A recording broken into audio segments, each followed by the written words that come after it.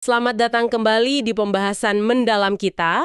Kali ini kita masuk ke bab 12 dari The Storyteller's Secret. Judulnya lumayan bikin mikir nih. Apa yang tidak Anda pahami bisa dan memang mencelakai Anda. Wow, judulnya langsung to the point ya? Iya kan? Nah, fokus kita kali ini tuh soal gimana pentingnya kita paham isu-isu yang rumit, terutama soal kesehatan. Betul. Dan buku ini kan menekankan gimana cerita, terutama analogi sama kisah pribadi, bisa bantu banget bikin yang rumit jadi gampang dicerna. Jadi kita mau bedah nih, gimana cerita dan analogi itu jadi kunci biar kita nggak celaka karena ketidaktahuan, gitu ya. Sesuai contoh di bab ini. Siap. Mari kita lihat. Oke, jadi inti bab ini jelas banget, nggak tahu itu bisa bahaya. Contoh paling gampang mungkin kondisi medis kayak ADHD ya. Ya. Kalau cuma dikasih fakta data gejala gitu, seringnya mental. Nah, bab ini kan ngangkat cerita Adam Levine. Gimana dia terbuka soal ADHD-nya, itu malah bantu orang lain buat paham dan berani cari pertolongan juga. Nah, itu dia poin pentingnya. Data mentah itu seringkali, gimana ya, kurang nandang. Nggak cukup kuat buat menggerakkan orang atau mengubah pemahaman mereka gitu. Terus solusinya gimana dong kalau data aja nggak cukup? Disinilah kekuatan analogi masuk. Seperti yang dilakukan Dr. Edward Hallowell. Dia kan pakar ADHD, tapi juga penyandang ADHD. Oh, jadi dia paham banget dari dua sisi ya? Betul. Dia pakai analogi bagus banget. ADHD itu kayak punya otak Ferrari, tapi remnya rem sepeda. Wah, itu langsung kebayang sih. Power besar tapi susah dikendalikan gitu ya. Mendekat lebih menyipitkan mata. Ah, iya. Itu nunjukin kalau ini bukan soal malas atau kurang niat, tapi emang cara kerja otaknya beda. Persis. Ini soal wiring otak, bukan willing atau kemauan. Dia bahkan coba ngeframe ulang ADHD jadi semacam keunggulan Amerika. Sifat visioner, pionir, berani ambil resiko, buat ngubah stigma negatifnya. Menarik banget cara dia pakai analogi ya. Bikin sesuatu yang abstrak jadi terasa nyata gitu buat kita. Ini mirip sama contoh lain di bab ini. Soal Adam Jackson dari Doctor on Demand. Oh iya, yang layanan telemedis itu ya? Betul. Dulu kan konsep dokter digital itu baru banget.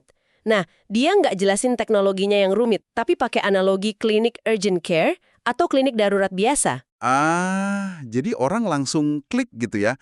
Oh, kayak klinik biasa tapi online. Gitu kan? Iya.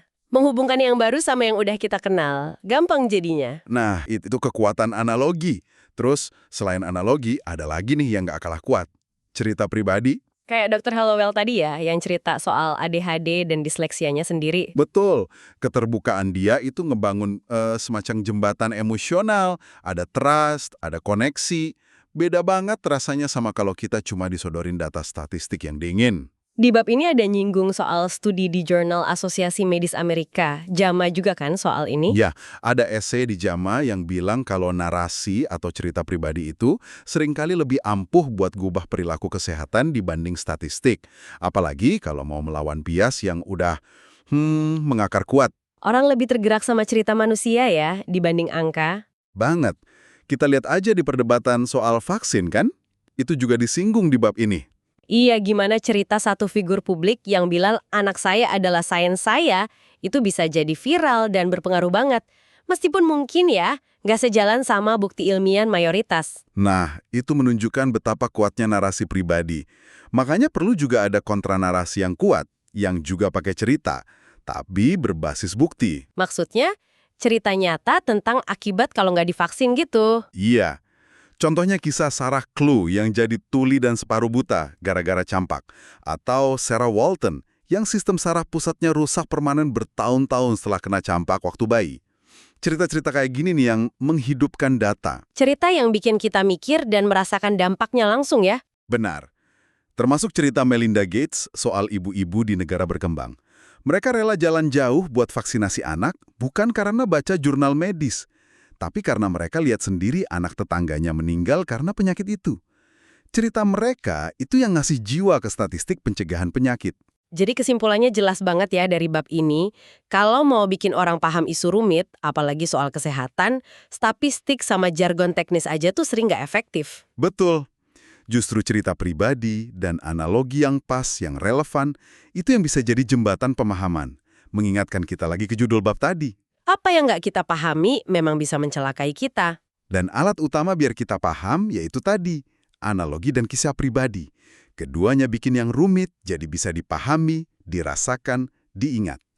Ini bukan cuma soal teknik komunikasi, tapi bisa jadi cara kita melindungi diri dari bahaya ketidaktahuan. Oke, sebagai penutup nih, ada satu hal yang mungkin bisa Anda renungkan.